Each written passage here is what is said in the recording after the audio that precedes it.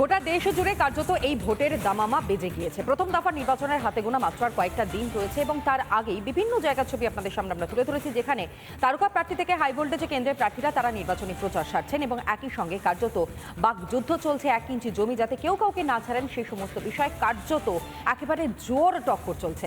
সেটা একেবারে দক্ষিণ হোক অথবা উত্তর, পূর্ব অথবা পশ্চিম, অর্থাৎ প্রত্যেকটি কেন্দ্রে, লোকসভা কেন্দ্রে কিন্তু কার্যত একই ছবি। আর সেই সমস্ত খবরের আপডেট নিয়ে শুরু করছে রিপাবলিক বাংলার মহারণ 2024।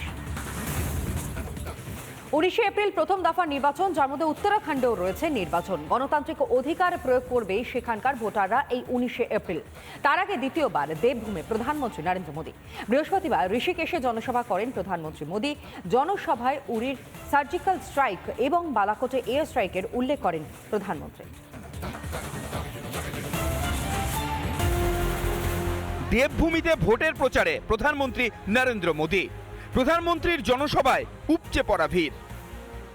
ভিড়ে ঠাসা জনসভা থেকে 10 বছরে দেশের উন্নয়নের খতিয়ান তুলে ধরলেন প্রধানমন্ত্রী। মজবুত সরকারের আমলে দেশ যে সুরক্ষিত তাও জানালেন মোদী। जब जब देश में कमजोर और अस्थिर सरकार रही है, तब तब दुश्मनों ने फायदा उठाया है। जब भारत में कमजोर और अस्थिर सरकारें थी, तब भारत में आतंकवाद ने पैर पसारे। গরিবের টাকা লুট হতে দেবেন না, বারবার হুঙ্কার দিয়েছেন প্রধানমন্ত্রী। উত্তরাখণ্ডেও দুর্নীতি ইস্যুতে ফের একবার হুঙ্কার প্রধানমন্ত্রীর মুখে। भ्रष्टाचार हमारे देश के लिए विनाशक है कि नहीं है? आपके लिए विनाशक है कि नहीं है? भ्रष्टाचार खत्म होना चाहिए कि नहीं होना चाहिए? इस देश को भ्रष्टाचार से मुक्ति मिलनी चाहिए कि नहीं मिलनी चाहिए? क्या मेरे जैसे व्यक्ति ने ईमानदारी से कोशिश करनी चाहिए कि नहीं करनी चाहिए? इसलिए कितनी ही मुसीबतें झेलनी पड़ी, आपके आशीर्वाद बने रहेंगे ना? आपके आशीर्वाद बने रहेंगे ना? দেবভূমি থেকে অযোধ্যার রাম মন্দির ইস্যুতে কংগ্রেসকে বিঁধছেন প্রধানমন্ত্রী। ये नहीं भूल सकता कि कांग्रेस ने प्रभु राम के अस्तित्व पर सवाल उठाए हैं। ये कांग्रेस ही है जिसने पहले राम मंदिर का विरोध किया। এদিন দেবভূমে জনসভার শুরুতেই অন্য মেজাজে দেখা গেল প্রধানমন্ত্রীকে। বেশ কিছুক্ষণ ডমরু বাজাতে দেখা গেল নরেন্দ্র মোদীকে। রিপাবলিক বাংলা। উত্তরাখণ্ডে নির্বাচনী প্রচারে গিয়েছেন প্রধানমন্ত্রী নরেন্দ্র মোদী। আর এই উত্তরাখণ্ডে সেখানে 5টি লোকসভা কেন্দ্র, যেই 5টি লোকসভা কেন্দ্রতে এক দফাতেই রয়েছে নির্বাচন, অর্থাৎ আগামী 19 তারিখে রয়েছে এই উত্তরাখণ্ডে নির্বাচন। আপনাদেরকে পরিসংখ্যান দেখাই। 2014 সাল এবং 2019 সালে এই উত্তরাখণ্ডে ভোটের ফল কি হয়েছিল, সেখানকার মানুষ তারা কাদেরকে সেখানে নির্বাচিত করে এনেছিলেন। দেখুন, 2019 সাল 5টি আসনেই জয়ী বিজেপি, অর্থাৎ এই গেরুয়া ঝড় কার্যত উত্তরাখণ্ডে, এবং উত্তরাখণ্ডে এই গেরুয়া ঝড় কিন্তু বজায় রয়েছে 2014 সাল থেকে। তার কারণ 2014 সালে পরিসংখ্যানটা আপনাদের সামনে তুলে ধরছি, যেখানে 5টি আসন এবং সেই 5টি আসনেই জয়ী হয়েছিল বিজেপি। কার্যত গেরুয়া ঝড় বলা চলে, এবং এই গেরুয়া ঝড় অব্যাহত থাকবে কিনা এই 2024-এ, সেটাও কিন্তু এই মুহূর্তে সব থেকে বড় বিষয়। কখনো উত্তরাখণ্ড তো কখনো আবার রাজস্থান, বিশ্রামের সময় একদম নেই। 19 এপ্রিল লোকসভা ভোট, আর তার আগে প্রচারের ময়দানে ঝোড়ো ব্যাটিং করে চলেছেন প্রধানমন্ত্রী নরেন্দ্র মোদী। তিল ধারণের জায়গা ছিল না এদিনের সভাতে।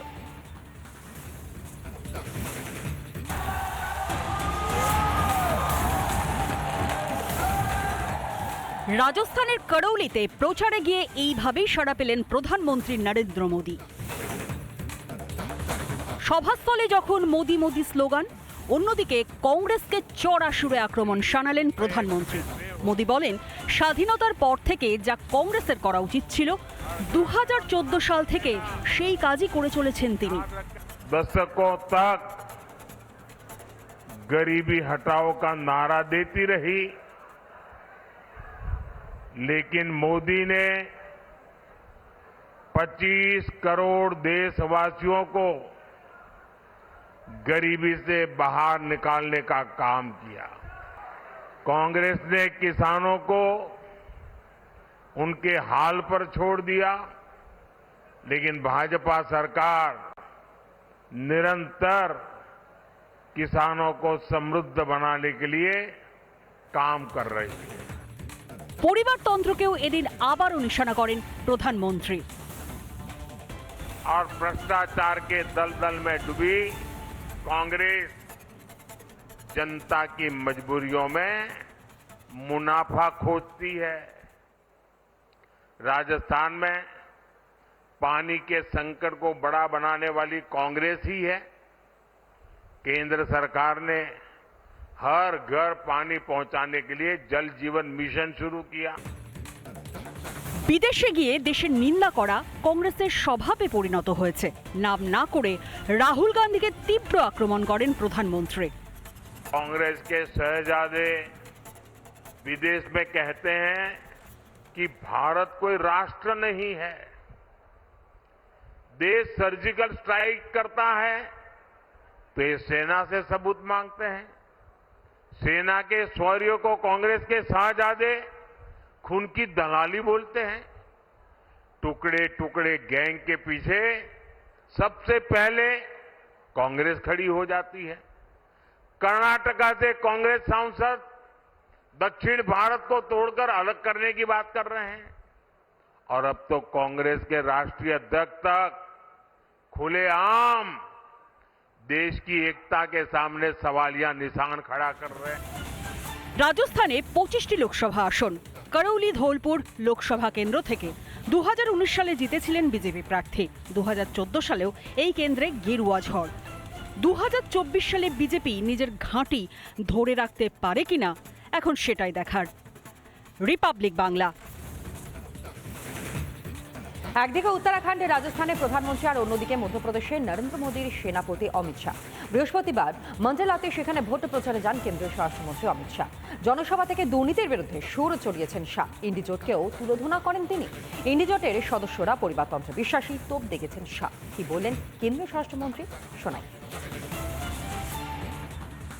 ये 12 लाख करोड़ के घपले घोटाले करने वाली ये भ्रष्टाचारियों की जमात है।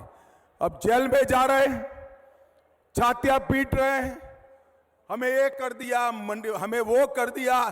मोदी जी ने 2014 में आने के पहले देश की जनता को वादा किया था एक एक भ्रष्टाचारियों को चुन चुन कर जेल की सलाखों के पीछे भेजेंगे।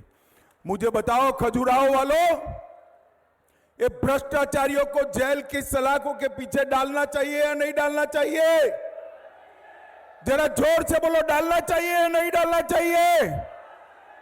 मैं आज खजुराहो की धरती पर कह कर जाता हूं, 12 लाख करोड़ रुपया, 12 लाख करोड़ रुपया देश के गरीबों का है, युवाओं का है, माताओं का है, किसानों का है। पाई पाई लौटानी पड़ेगी और जिन्होंने चोरी की है इसको जेल में जाना पड़ेगा।